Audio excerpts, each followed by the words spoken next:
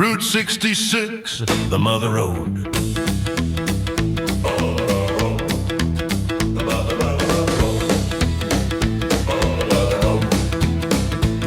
From Chicago down to St. Louis, Joplin, Missouri, rolling through Oklahoma City, Amarillo town, San Bernardino, westbound sound, rebuilding the old, chasing the dream, chrome and steel, gasoline. If you want to ride where the legends live, let's get our kicks on Route 66. Let's get our kicks on Route 66. Let's get our kicks on Route 66. 666. Let's get our kicks on Route 66. Let's get our kicks on Route 66. Let's get our kicks on Route 66. Restoration, keeping America rolling.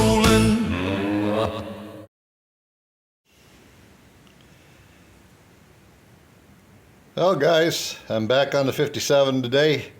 I'm going to try to get some of this dent out of here. You can see I got pretty good sun today, so sun in the 60s here. This is nice.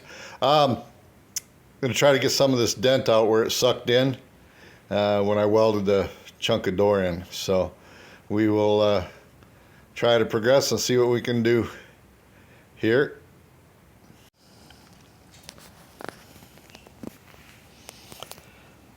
Well, we got a few of those on there, and I'm going to see what I can do to get this dent. So, here we go. Well guys, I got a bunch of that dent out. The metal is actually a little bit oil canny, but I'm not going to try to fix that until I get the bottom edge welded on this door. But we'll see. So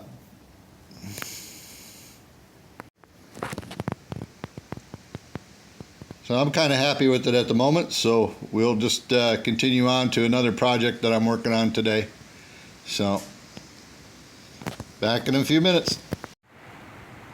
One of the other projects I'm working on today is this vent tube coming from the headlight on the passenger's, or no, this is the driver's side of the car. I have a patch to weld in there. I actually had a rotted through hole, so I'm going to try to get this patch welded in, see how we do with that.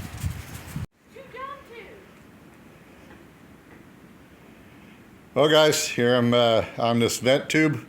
I got some magnets holding the patch in here, and see what we can come up with. Well guys, this stuff is super thin. It wants to blow through. But we'll see what we can do to get her. Keep going forward. Well guys, I got her tacked in. I actually had to drop the voltage on the welder to like 15 point. I was at 16 something and it just kept blowing through. So on this arc captain, I dropped it down 183 inches per minute on the wire feed, and then 15.1 volts, and so that's getting there. Now one of the things that I'm doing here is I don't normally like zap weld things. I kind of get my hood and use that, and so I'm trying something a little different. But I always seem to zap myself when I zap my eyes when I try to do that look and turn away things. So all right, we'll keep going.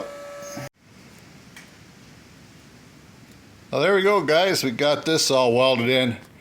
Now down here on this corner, because I put an extra X in, I started to, I crossed the line of the pattern with the grinder. I had to start chasing the rabbit, boy, and once you start doing that, it gets tedious work.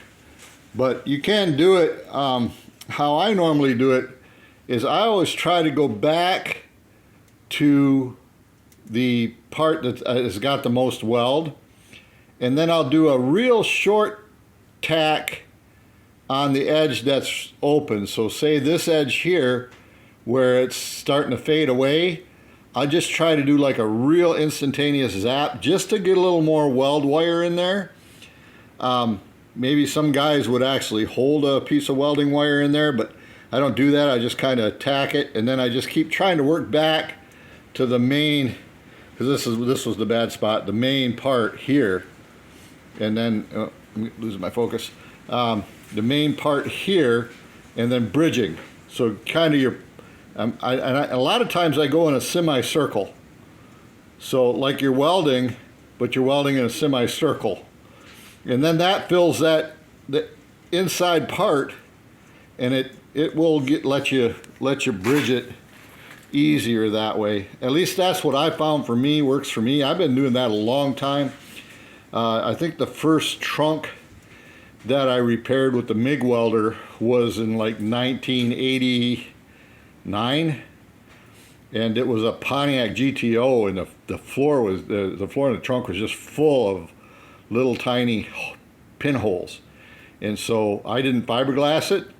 I got a light, I stuck a light underneath it, and I just started spending hours in there just pecking away with the welder down as low as it would go.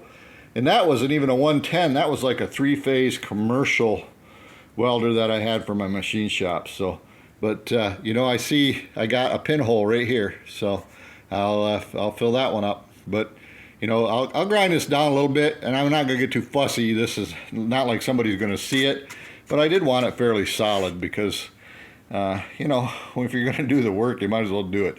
And so anyways, that's what I got for today's effort on the 57 Chevy. Like and subscribe. We've been getting some new subscribers right along. We're over 600 now. You know, it's taken quite a few years to even get to that, but I hope the tips are good, and you guys take it easy. Hope you had a happy Christmas season or a happy Hanukkah season, whichever you celebrate, and take it easy, everyone.